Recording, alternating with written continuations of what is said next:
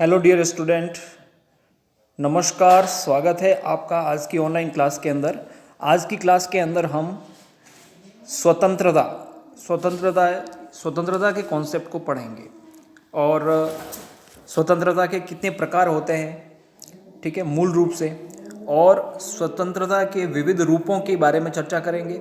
साथ ही साथ स्वतंत्रता के लिए कौन कौन सी शर्तें जरूरी होती है और स्वतंत्रता के मार्ग में प्रमुख बाधाएं कौन सी है, इनकी चर्चा जो है वो आज की क्लास में करने वाले हैं। तो चलिए शुरू करते हैं। स्वतंत्रता शब्द अंग्रेजी के लिबर्टी शब्द का हिंदी रूपांतरण है, जिसका अर्थ होता है बंधनों का अभाव। स्वतंत्रता शब्द जो है वो अंग्रेजी के लिबर्टी शब्द से आया है, जिसका अर्थ होता है बंधनों का अभाव अर्थात मुक्ति। बंधनों का अभाव का मतलब होता है इच्छा अनुसार कार्य करने की छूट।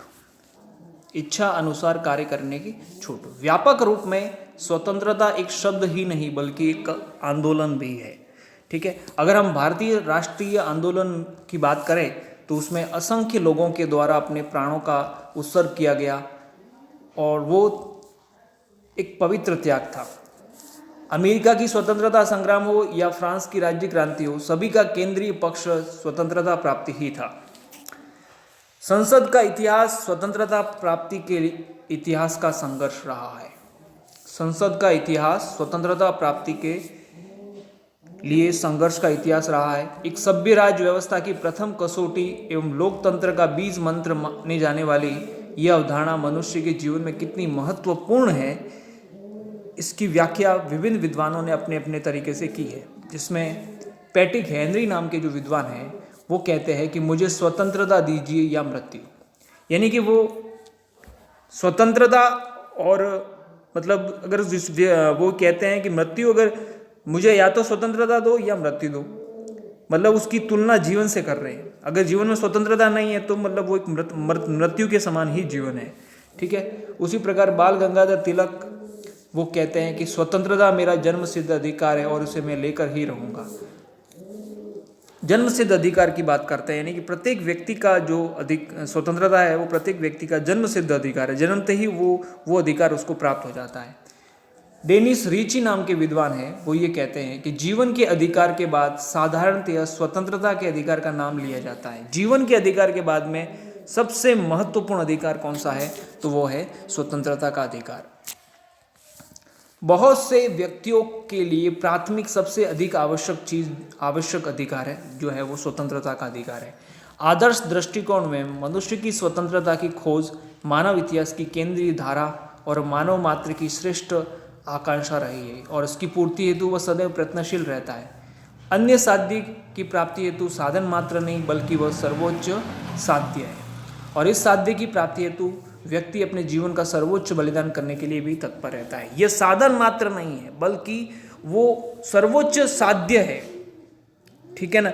ये स्वतंत्रता केवल साधन नहीं है कि भी इससे हम कोई दूसरा प्राप्त कर सके, बल्कि स्वतंत्रता अपने आप में एक सर्वोच्च साध्य है जो प्रत्येक व्यक्ति जो है वो प्राप्त करना चाहता है।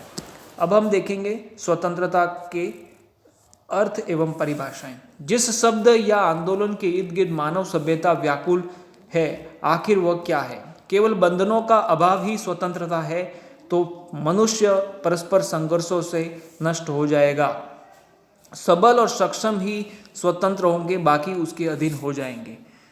यदि हम केवल बंधनों के अभाव को ही अगर स्वतंत्रता माने तो मनुष्य जो है वो आपस में लड़ झगड़ करके नष्ट हो जाएंगे और जो भी सबल व्यक्ति होगा वही स्वतंत्र हो पाएगा। तो यह स्वतंत्रता के इस अर्थ को स्वीकार नहीं किया जा सकता। तो आखिर में स्वतंत्रता क्या है? स्वतंत्रता है व्यक्ति की अपनी इच्छा अनुसार कार्य करने की शक्ति और इस दौरान दूसरे व्यक्तियों की इसी प्रकार की स्वतंत्रता में कोई बाधा नहीं पहुंचे। स्वतंत्रता के दो पहलू है। एक तो बंधनों का अभाव है, मतलब व्यक्ति को इच्छा अनुसार कार्य करने की छूट दी जानी चाहिए, और दूसरा है कि वो इच्छा अनुसार जब कार्य कर रहा है तो उस दौरान दूसरे व्यक्ति की इसी प्रकार की इच्छा यानी कि इच्छा अनुसार कार्य करने की स्वतंत्रता में कोई बाधा नहीं पहुंचनी चाहिए। ये स्वतंत्रता का पूरा अर्थ है। इस प्रकार स्वतंत्रता के दो विचार हुए, एक बंधनों का अभाव और दूसरा है युक्ति युक्त बंधनों का होना। अर्थात बंधनों का अभाव भी होना चाहिए, साथ साथ में कुछ बंधन भी होने चाहिए। अगर हम स्वतंत्रता के अर्थों पर विचार करें तो स्वतंत्रता के दो अर्थ लिए जाते हैं। साधारणतः स्वतंत्रता के दो अर्थ लिए जाते हैं, एक होता है नकारात्मक अर्थ और दूसरा होता है सकारात्मक अर्थ। स्वतंत्रता के दो अर्थ है, एक सकारात्मक अर्थ है और दूसरा भी मैंने बताया नकारात्मक अर्थ। तो अब सबसे पहले अपन देखेंगे कि नकारात्मक अर्थ के अंदर स्वतंत्रता का अर्थ क्या होता है। नकारात्मक अर्थ के अंदर स्वतंत्रता का अर्थ होता है बंधनों का अभाव। बंधनों का अभाव ही स्वतंत्रता है, मतलब व्यक्ति को खुला छोड़ देना चाहिए। व्यक्ति विवेकशील है, बुद्धिमान है, वो अपना हित जानता है। राज्य को व्यक्ति के कार्यों में हस्तक्षेप नहीं करना चाहिए।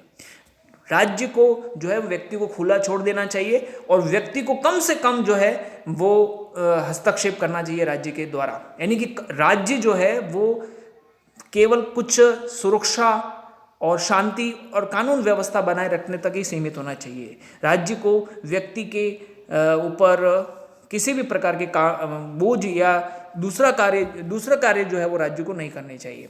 ठीक है, यह वह स्थिति है जिसमें कोई बंधन नहीं होता है, व्यक्ति को मनमानी करने की छूट हो। ठीक है, और इस प्रकार की स्वतंत्रता के समर्थक कौन से विद्वान हैं? सामाजिक समझौतावादी विचारक हॉब्स के अनुसार स्वतंत्रता का अभिप्राय है निरोध एवं नियंत्रण का सर्वथा अभाव। और इसे रूसो भी जो है वो इस धारणा से प्रभावित है। दूसरे व्यक्तिवादी विचारक जो है जितने भी है वो भी इसका समर्थन करते हैं। J.S. मिल भी जो है इसके समर्थक है। J.S. मिल, जॉन स्टुअर्ट मिल। ठीक है, अब इसमें मूल जो इसके बिंदु है वो देख लेते हैं एक बार। इस वर्ग में शामिल चिंतक जो कहते हैं कि अंतःकरण, विचार, धर्म, प्रकाशन, व्यवसाय, दूसरों से संबंध बनाने के क्षेत्र में व्यक्ति को निर्बाध छोड़ देना चाहिए। इसी क्रम में मिल कहता है कि राज्य को व्यक्ति के निजी कार्यों में हस्तक्षेप नहीं करना चाहिए। नकारात्मक अवधारणा मानती है, ये नकारात्मक अवधारणा के कुछ प्रमुख बिंदु है वो देख लेते हैं। प्रतिबंधों का अभाव ही स्वतंत्रता है। दूसरा है राज्य का कार्य क्षेत्र बढ़ने से व्यक्ति की स्वतंत्रता क्या होती है? कम होती है। अर्थात राज्य का कार्य क्षेत्र कम से कम होना चाहिए, तभी व्यक्ति स्वतंत्र रह पाएगा। तीसरा है कम से कम शासन करने वाली सरकार ही अच्छी सरकार है। चौथी है मानव विकास के लिए वो खुली प्रतियोगिता का समर्थन करते हैं। पांचवा है सरकार द्वारा समर्थित संरक्षण व्यक्ति के व्यक्तिगत हित में ठीक नहीं है। वैश्वीकरण के वर्तमान सभ्य युग में जहां मनुष्य परस्पर निर्भर है, स्वतंत्रता का अर्थ तार्किक नहीं है। समाज में रहते हुए मनुष्य को अनेक मर्यादा का पालन करना पड़ता है और वह असीमित स्वतंत्रता का उपभोग नहीं कर सकता। आज के इस वैश्वीकरण के युग में जब मनुष्य जो है वो आपस में एक दूसरे से मतलब जुड़ा हुआ है, परस्पर अंतर्निर्भर है, एक राष्ट्र दूसरे राष्ट्र पर निर्भर है, तो ऐसे समाज के अंदर हम जो है या ऐसे विश्व के अंदर हम इस प्रकार की नकारात्मक स्वतंत्रता का समर्थन नहीं कर सकते हैं। आगे आने वाली क्लास के अंदर हम स्वतंत्रता के सकारात्मक अर्थ को भी जानेंगे। धन्यवाद।